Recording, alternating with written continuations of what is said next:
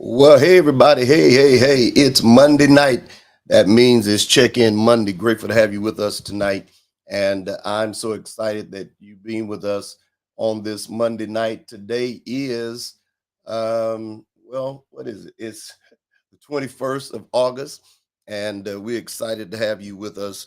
By all means, it's always good to have you share with us on Monday night. And so I'm going to get right into what we're going to be talking about in a few minutes. But those of you that have joined us, those of you that are with us, please do this for me tonight.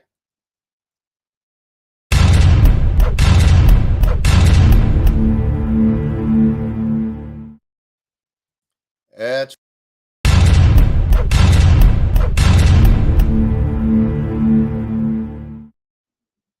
That's right. Like and share. Do that for me tonight. And let's invite somebody in on this Monday night. All right. I'm going to jump right into this. We're going to get started.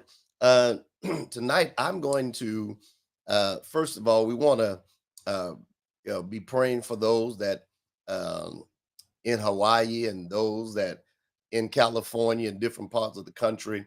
All these things are going on. So we want to just be praying for them and praying that God would sustain them and bless them. We want to pray for those that have lost loved ones. And we've got here a young child missing. Father said he was kidnapped. Police said they don't know, but we're praying that they would find that young child. The world is somewhat in chaos, and we just need prayer to be made. And so we're going to be praying for them and praying that God would bless them. All right. Let me get right into this. Let me see, can I bring the chats on tonight or bring it on online so we can see it? How are we going to do this? I'm using a different platform tonight, so let's see how it's going to work and if there are any things displayed here tonight. Let's see. Well, I'm looking for it. I don't know if it's working. Let me see. Uh, let's see. Da, da, da. Y'all give me a minute. Let me see how this is working tonight. Uh, the things are supposed to show up there. I don't know if they are. So anyway, we're grateful to have those that are here tonight.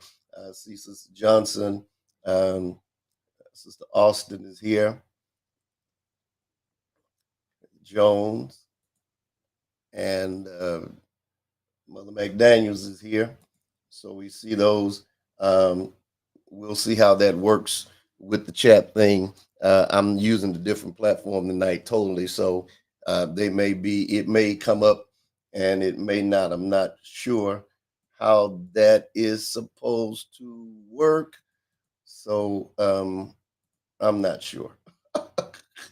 Oh, there we go. I see something just popped up. So maybe it's working now. We'll see.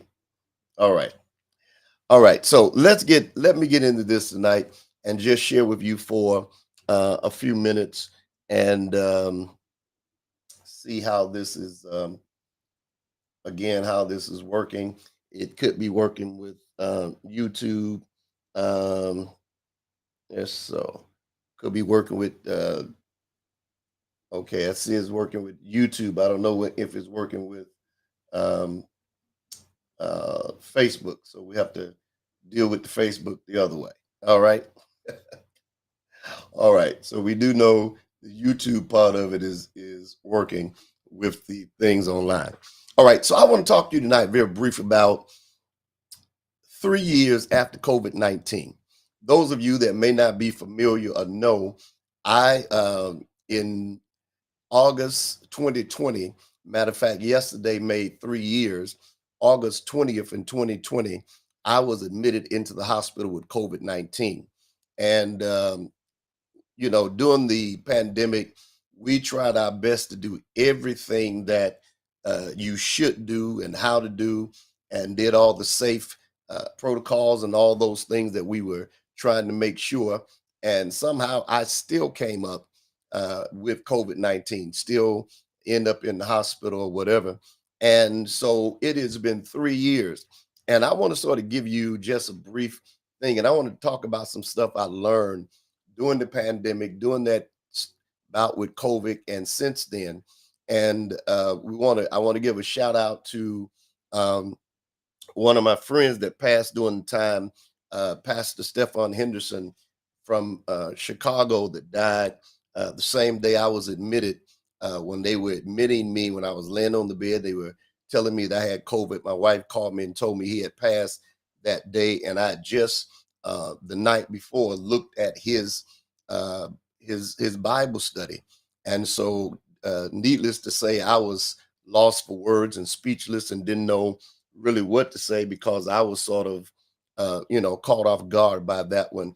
And we had had conversations and talked, and so we thank God for him, and we pray and we honor his memory and his ministry. But leading up to being placed in the hospital, I sort of felt uh, I had it, but I wasn't sure. And the thing that really got me is that um, I looked up what the signs were. And when I looked up what the signs were, one of the things that caught my attention was they say you have these chills. And I was having these deep chills that I'd never had before. But I had some things that I had to do. I had to do a homegoing service, I had to bury somebody. And so all of these things were going on with me. And I remember going, my grandson Kane had just turned 4. His first birthday was coming up, and I never forget that when he was turning 1, that I was there trying my best to went to the store to get him some diapers or whatever, some whatever those things, pull-ups. And I had a struggle in that store walking around. When I came out, I took my mask off because I thought that it was the mask that was stopping me from breathing. I counsel Bible study that was virtual. I counsel most of the stuff. And my wife said to me, I need you to go to the hospital. I need you to go to the doctor. And so uh, I don't know why I told her. I said, I'm going to go Thursday. So I went Thursday. And Thursday, I went to the hospital. And when they got me there, they took me there and dropped me off. And then the doctors, after they did the CAT scan and the test, they said to me that you've got COVID and we're going to keep you in the hospital. You're going to be admitted to the hospital. And, you know, needless to say, I want to tell you, uh, that caught me off guard because I wasn't expecting that. I was thinking I was going in and coming back home, and but I didn't do that. I end up in the hospital and being there those 10 days. And when they took me, when I went to get the CAT scan, they asked me that I want to get a wheelchair, and I said no, I can walk. And I walked around, and when I got around there, it was very difficult for me to walk back. And I said to myself, maybe I should have got that wheelchair after all. Well, to make a long story short, I went on and did what I had to do and did those things. And I want to tell you that um, I was in the hospital Thursday. Friday night, about 11 o'clock, they came in and they said, "We've got to move you." And I said, "Where are we going?" They said, "We're taking you to ICU." So they took me to ICU, and I was in ICU. I was hooked up to all kind of stuff. They wanted me to lay on my stomach because for some reason, laying on your stomach helped to get, to help with the fluid that was in my lungs, and it was difficult to do that because it was constantly taking my blood pressure. They had stuff on my chest monitoring my heart. They had stuff on my fingers. Uh, I mean, constantly. I had a thick, and I'm going to show you that in a minute. I had a thick, thick oxygen thing, and they weren't telling me much, but they were telling my wife, and she would call and tell me. And she said that they said that your oxygen has maxed out, that you're not even breathing, that this thing is really breathing for you. Well, it didn't seem like that was going on. It didn't seem like that was the case. And I'm thinking to myself, okay, I'm here, but I won't be here long. And then I had to sign some papers so they could give me this stuff. I don't know if it what if it was life threatening, but I had to give them consent for them to give me these things to sort of clear my lungs up. The doctor sort of threatened and said, "I'm gonna put you on the ventilator," and thank God he didn't do that. But there was so much going on 3 years ago that it was just one of those things. And what you have to remember is I was 59 and was on my way to my 60th birthday and had never, when I say never, had never been in the hospital overnight. I broke my ankle, but I had surgery, but I was not there overnight. So I'd never been in the hospital overnight. I'd never done anything overnight like that. So when they kept me in there and they kept all this stuff and doing all this stuff, and one day I knew the effect of it when they got me up. They got me up and said, "We want you to go to the restroom." And mind you, the restroom the restroom was right there in the room, so it was only a few steps away.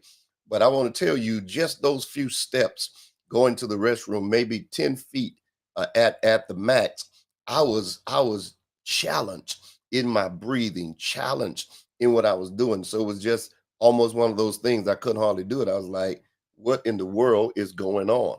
And so um it was just one of those things that I was starting to wonder what's going on. Eventually, they moved me out of ICU, placed me in a room. Then eventually, the doctor came in and said, "We're going to let you go home." But I call this uh, the 10 days that changed my life. That's what I call this. And I just want to share some things with you that I learned while being in there, some things that I learned after coming out of dealing with COVID-19. It was an experience that I will never forget. 3 days after I came out the hospital, my doctor did a virtual visit with me. He went over my x-rays and the things that they had took concerning my lungs. And he said to me, he said, "You are fortunate. You're one of the fortunate ones that came out. You are sort of what he called me. He didn't. He said you're fortunate because you shouldn't have came out. From what I'm looking at, your lungs, and his terminology was your lungs were jacked up. You shouldn't have came out. You should have died in there." That's what he said. But thanks be to God that people were praying all over the world. They were praying for me, and God brought me out. And so there were 10, those were 10 days that changed my life, 10 days that gave me a different perspective. When I came out, I had a different perspective of life. And let me just share with you just a few of those things that I believe will help you and help us. Just a few things I want to share with you, and that is, I want to tell you that first of all, one of the things that it helped me and brought me and helped me to go through this, to understand that life sometimes bring things that we can't control. And in this instant, I had no control over what was going on. We were praying that God would bring me out, deliver me, but I had no control at that instant in what life had brought my direction, because I wasn't expecting to have COVID-19. So sometimes life brings you things that you can't control. And sometimes people look at you funny and difficult. There are people that sometimes a sickness hit them out of nowhere and they didn't know. They weren't trying to get sick. It wasn't in their thing to get sick, but they got sick. And so sickness can hit you. Life can bring some things that you can't control sometimes. And we have to understand that. I learned that if I didn't learn anything else, I was not in control. I started understanding that life had brought me something, that the only one that was in control was God. And I had to understand that God is totally in control. And sometimes when we go through these things, we start understanding, we talk about he's in control, but now I start understanding he is totally in control, because according to what the doctors are saying, they said you maxed out. There's nothing else we can do. But when God's in control, life had brought something, but when God's in control of stuff, and he does things the way he wants to do it. And so life sometimes will bring things that you can't control. You have no control over, and you just have to deal with what is coming. You got to learn whatsoever state I'm in, I'm learning to be content, not comfortable, but I'm learning to be content. So what I learned to do is I understand that sometimes life throws things at you that you have no control over. And we need to understand that. I mean, a lot of people, uh, you know, just don't understand that sometimes you have those things that come and those things that happen.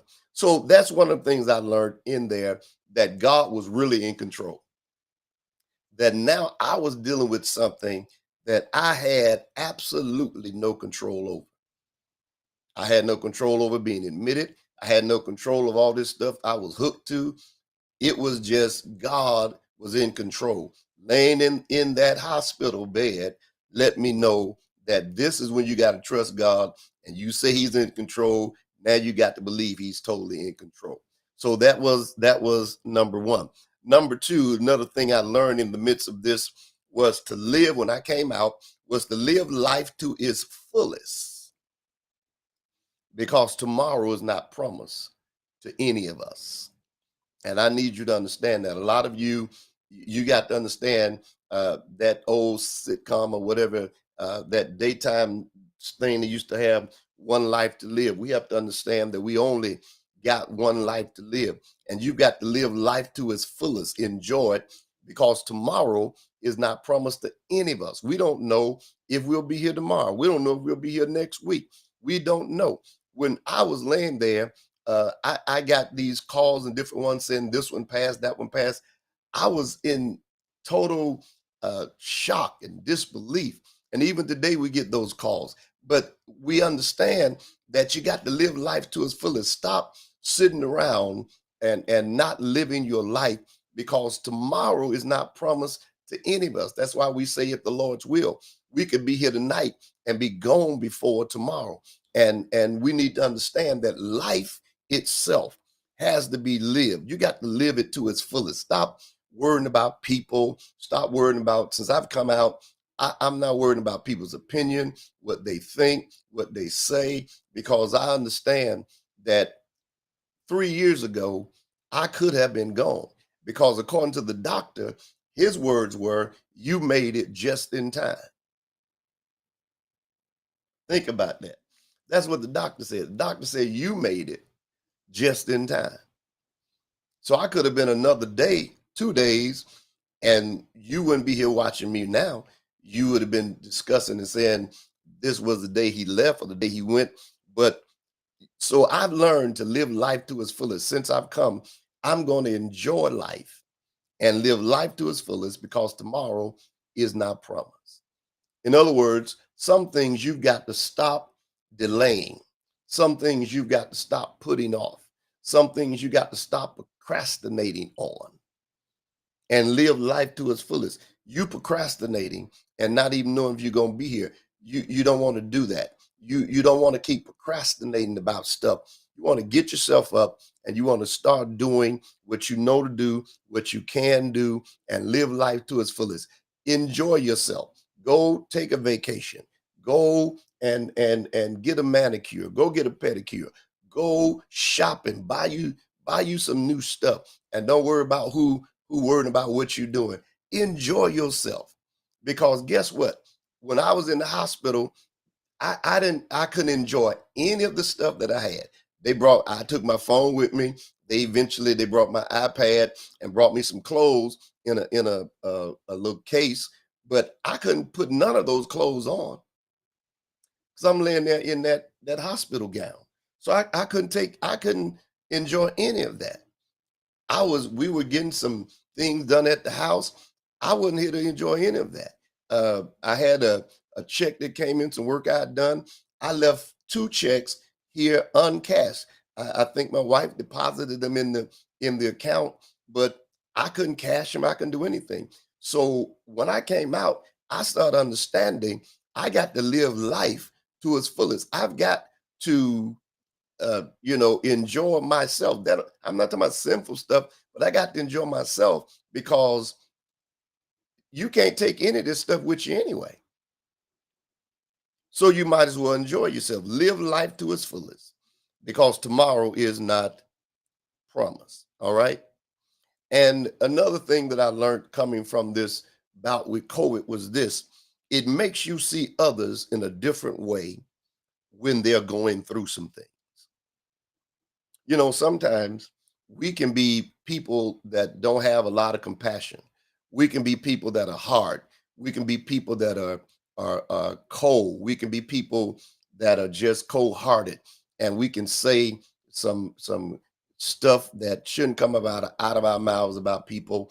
And sometimes people going through things, whether it's sickness or whatever, and you don't, because it's not you. You don't see that, and we got to understand that when in 2005, and I broke my ankle in 2005. I used to see people that would, walk up to the door, and no one would help them open the door, and they had to struggle to get the door open. And I would be saying to myself, when they had a cast or on crutches, I'd be like, man, they should just go on and open the door. And in my mind, I didn't say that to them, but in my mind, I was saying that, or they were doing this, or they doing that. But let me tell you something. When I broke my ankle and had surgery on it, and they put me in a cast, a cast, and then a walking boot. And when I was in the cast, I couldn't drive, and eventually, I was driving, but I was on crutches because I couldn't stand on my leg or whatever, and my ankle, and so I had to have these crutches. And so when I would go to the store, I've seen handicap sections before, but now I understood how important a handicap sticker was. Now I understood why you shouldn't be parking in the handicap section and you're not handicapped. And now I'm going to the door, and some people were nice and opened the door, but then there were others, they just stopped and wait to see what I was going to do. And so what I started doing now, I got a different perspective because I've been through that. I went to get to my CPA the other day, and when I went there, she had on the walking boot. I said, "Oh my Lord, you got on the walking boot. I'm praying for you." And she said, "Yeah." And she began to tell me what was going on. And I said to her, I said, "Yeah, I was in one of those things before. You got to do it. You got to pump it up." And she said, "Yeah." And so when I see people like that, I have a newfound respect for them.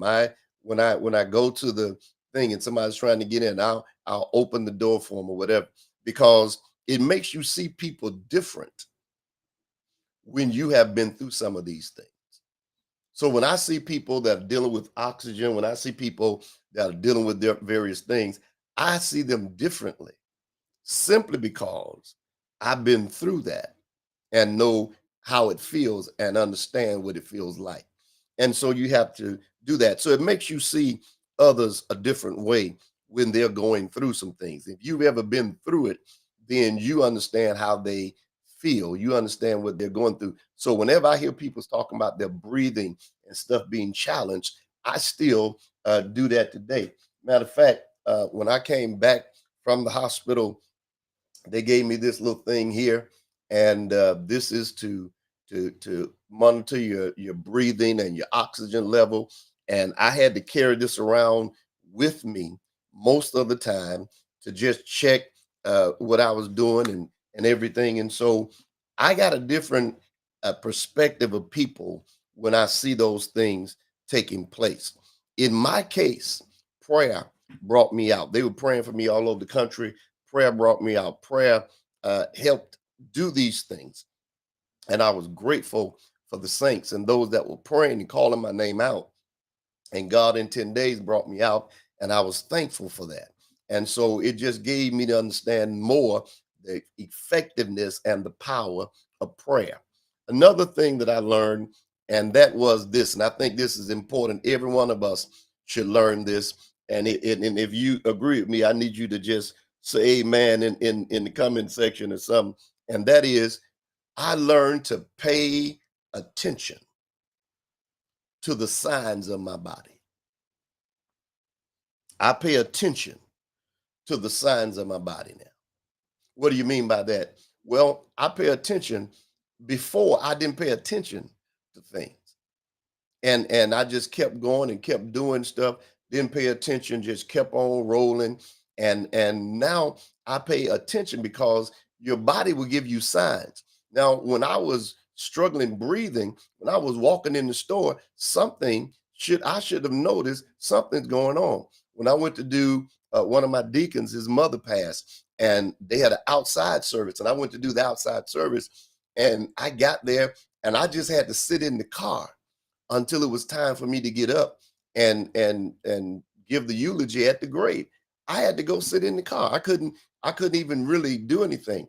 And so the only thing that saved me is we were in the pandemic and I could not, we were not having church. So even when we were taping our services to play during the pandemic, Brother Jerry, that runs our media part, he went back and told his wife, he said, something was wrong with Pastor tonight. So he was struggling. I've never seen him struggle like that. We were doing two services, taping them. And that Friday, it was the struggle. I mean, I struggled. I looked like I couldn't get my breath. I couldn't push it. I couldn't do it. And so since I've come out, I started paying attention to the signs of my body. When something hurt, I want to know why it's hurting. If something don't feel good, I want to know why it don't feel good. If something's going on, I need to know why. I need to pay attention. And especially now that I'm older, especially now that I'm 62, especially now since I've had this bout with COVID, I need to pay attention to the signs of my body. So when I tell you every now and then I pull this out and check to see what my breathing is, or I'll go and just periodically get checked to find out what's going on and to make sure that I don't have anything going on with me at all. I start following. Now here's my numbers. I don't know if you can see it. That's a 99 and a 102. So that's my levels are good. So I'm good. So I check that. I keep checking for what's going on with my body, what's happening with me, what I got to pay attention to. That's important. And sometimes we don't do that, especially those of us of color.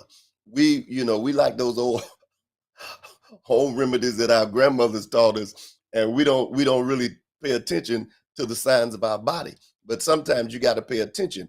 If something is hurting, you need to find out why it's hurting. Sometimes you got to go to the doctor to find out. You need to know what's going on with your body. You need to know what's going on with you, and that's important to do. And you know, and I want to stress that I'm almost done, but I want to stress that pay attention to when your body is talking to you. Pay attention to it because it could be more serious than you thinking it is. And sometimes we end up leaving early because we didn't pay attention to the signs of our body. And when that doctor said to me, "You made it just in time," I went in Thursday, and if it had been left up to me, I wouldn't have went in at all. But my breathing was challenged, and he said, "You made it just in time." So I'm thinking 2 or 3 days removed, and I could have been out of here. So pay attention to the side. I learned that coming from the hospital. So I'm one that pays attention to everything. I take my blood things for blood my blood sugar. I pay attention to stuff I eat. I pay attention to stuff. I pay attention to how I feel when I get up. And I remember there was one Sunday I was preaching, and it was a struggle for me to preach. And this was after I came out, and this is a couple months ago, and I was like, okay, what's going on? So I said, I need to sort of find out and check and see. And it eventually went, but then I started doing the research and looking at stuff to find out that they do have long haulers. And sometimes, even though you're over the thing, you can still feel the symptoms and the signs of that particular thing. And so I do that now just to make sure I watch that and even watch that because it's important for us to pay attention to that. And that's what I've learned in doing that and coming out of there was to pay attention to the signs that my body tells me. And I don't want to beat a dead horse, but I'm telling you tonight, that's very important for us to pay attention. Do not Do not procrastinate and act like it is nothing. It could be something, and the longer you procrastinate, the worse it can get. And I know there are people say, "Well, I just give me the oil, let me pray." I want to know what I'm praying for. I just don't want to be praying. I want to know what I'm praying for. So if something's going on with me physically, I want to go and let them tell me what it is so I know what to pray for. I don't want a general prayer. I want to know what's going on with my body. If something going on with my leg, let me know. If something going on with my back, I need to know. If something's going on with whatever, I need to know what it is. And that's important for us to understand. The next thing that I've learned, and that was, it made me to realize that I was not giving God enough praise.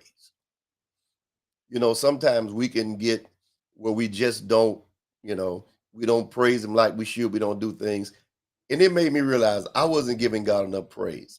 I was giving Him the minimum when I went in, but I want to tell you, I give Him the maximum since I came out, because you got to understand, sometimes people can talk about praise breaks and stuff. I saw someone post some earlier, saying, if all y'all do is dance at y'all church, they weren't talking about us, but if all y'all do is dance at your church and you ain't getting the word, don't invite me.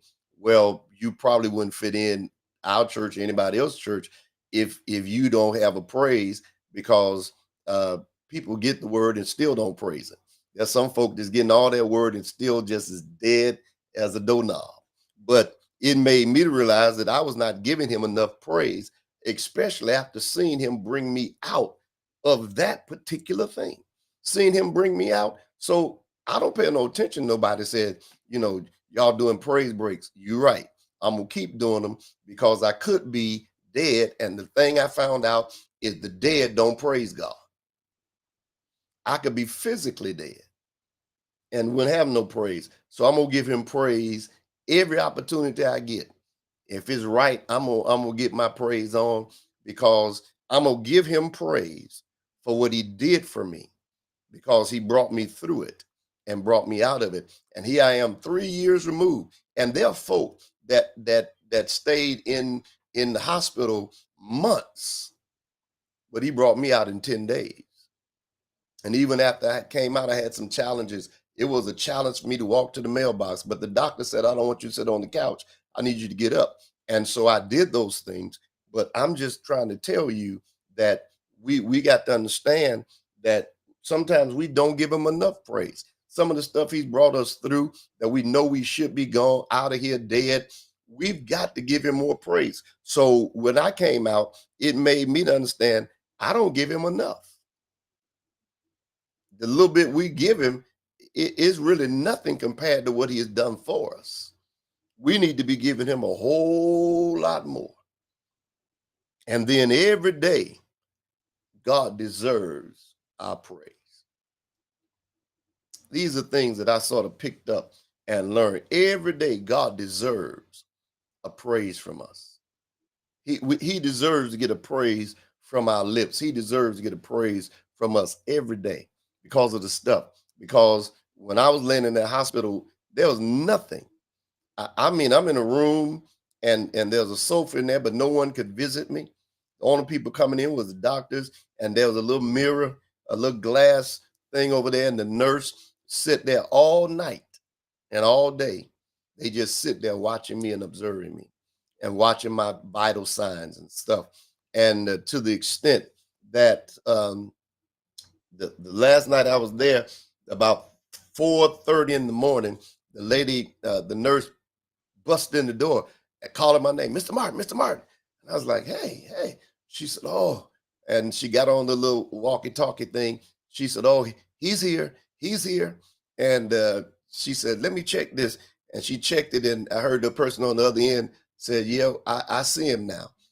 Whatever the thing had stopped working, and they thought I had died. They thought they had lost lost me. They thought they had lost me, and I was like, wow, And so, when I came out, I intend to give God 100%. Because even when I was in there, one of the nurses, one of the guys, the nurses said to my wife, he said, he said, your husband died. My wife called me on the phone. She's like, hey. I said, hey. She said, oh.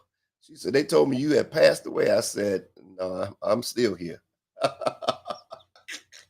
I'm still here, believe me. I'm still fighting and believing God. And so God brought me out.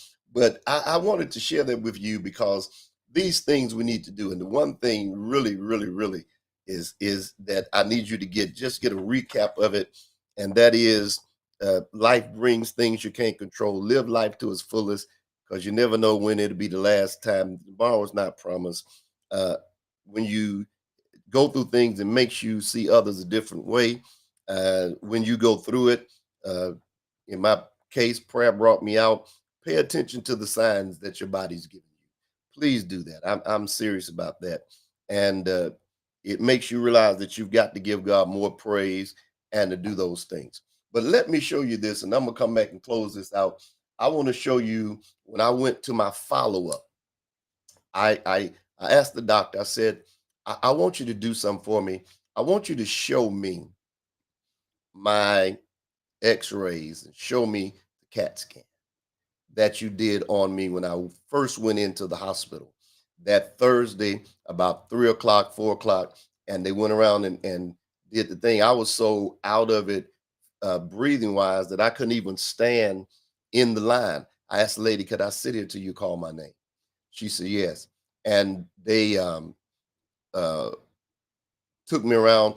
And so I asked the doctor, I said, can you, the one that said you were lucky, the one that said you shouldn't have came out. I said, could you explain to me on the camera what you saw and what you were looking at and show me the x-rays? So I'm gonna play that for you so you can see that. And then I'm gonna get out of here. But I want you to see it because I think it's very important that we see these things and what happened. So I'm gonna pull the let me pull the chat off for a minute, and then we'll be back with that. But let me show you my thing in the hospital with my X-rays. Here's the first one that he showed me and explained to me. Okay. All right, this is your front, this is your back. We're taking cross sections of your lung. This is your trachea, which is your main windpipe. And we're going to start to see here the right lung and the left lung. All of that looks like healthy lung tissue. And as we start to go down, you start to see the COVID pneumonia here, mostly on the right upper part of the lung. Now we're getting to the midsections of the lung. You see COVID all the way on the left side and all the way on the right side. So both lungs, pretty extensive involvement, more so on the right lung, all the way down both lungs. Okay, there you go. All right, so that's. All right, so you saw that, and here's the next one. You can see the difference, right? Oh yeah. So all of this is diseased lung, and then this is healthy lung. Okay? Yeah. Okay. All right, so again, those were the x-rays and things and so you saw the COVID all in my lungs. And so, the way I preach and teach, I need my lungs. I really do. But you see how that happened. And so I'm grateful to God that He brought me out. And every year, when August 20th comes, in that whole 10-day stretch, I'm going to be celebrating and giving God praise because it could have went another way. And I just thank God that He gave me the ability and brought me through to be in the land of the living. And so I want to say to you, those of you, let's keep praying for one another. Let's keep trusting God. Let's keep believing God with one another and those things. But I want you to definitely understand that God is good, and we give Him praise and we give Him glory for the things He has done for us. And so I want you to continue to pray, continue to lift Him up, and to continue to magnify God, knowing that again, that we, um, so much going on in the world today, and God has certainly been good to us, and so we give God praise. So anyone that now you want to understand, why does Pastor Martin preach so hard? Why does he do what he's doing? I was doing it before, but after that, knowing that millions didn't make it, but I was one of the ones who did, I owe him, and I'm gonna give him everything I got. As long as I got breath in my body, I'm going to give God praise. I'm going to give him glory. I'm going to magnify him and let him know how much I appreciate him. I thank you so much for being with me tonight. Thank you so much for sharing. I want you to understand that God is good. I love and appreciate each and every one of you. Thank you for joining. Thank you for being a part of this stream tonight. And it is wonderful to have you with us. Now, we've got something special coming up this week. And I think it's going to be live. I'm not sure. But anyway, Thursday evening, last Thursday, I did something about ministry. But if the Lord's will, this Thursday night, Lady Martin is going to be online with me. She's going to be online with me Thursday night, and we're going to talk about marriage. We're going to talk about some things dealing with, how she's coping, how she dealt with uh, losing loved ones and stuff. So Thursday night, probably about out. We'll get a notification out probably about 8 to 8:30. We're gonna be online. We're gonna have a chat. We're gonna talk about it. She's gonna be on camera with me. So by all means, please want you to join and be a part of that and all of those things. Well, the Lord bless you tonight. The Lord keep you. Thank you so much. Let me do this and I only do this because people ask me about it. Normally, I don't do it, but there are those sometimes they be like, Pastor, you do your live, but you don't never ask us to do anything or whatever. So I'll be like, okay. I'll be like, all right. So let me do this, and let me see. Can I find it first? I don't know where it is. All right, there it is. Okay. If anybody want to send something, this is bless you. You want to send something? That's my cash app. The $ DLMSR. If you want to send something, I will be appreciative. I won't fight you about it. If you want to do something, you can do it and be a blessing. Please do me a favor, like and share this with someone so they can hear this tonight. And again, those were 10 days that changed my life, my perspective. I came out with a different thing. I don't fuss with folks. I don't argue with people. I don't hold grudges. I don't have anything against anybody. I just plan on living my life to its fullest and enjoying it, because when my time is up, the thing I want y'all to be able to say is one thing we know about him. He enjoyed life and he lived it to its fullest. Well, the Lord bless you and the Lord keep you tonight. Thank you so much for joining me. I look forward to seeing you if you join me tomorrow night, 7 p.m. for our Bible study. May God bless you. May all God's choice bless you.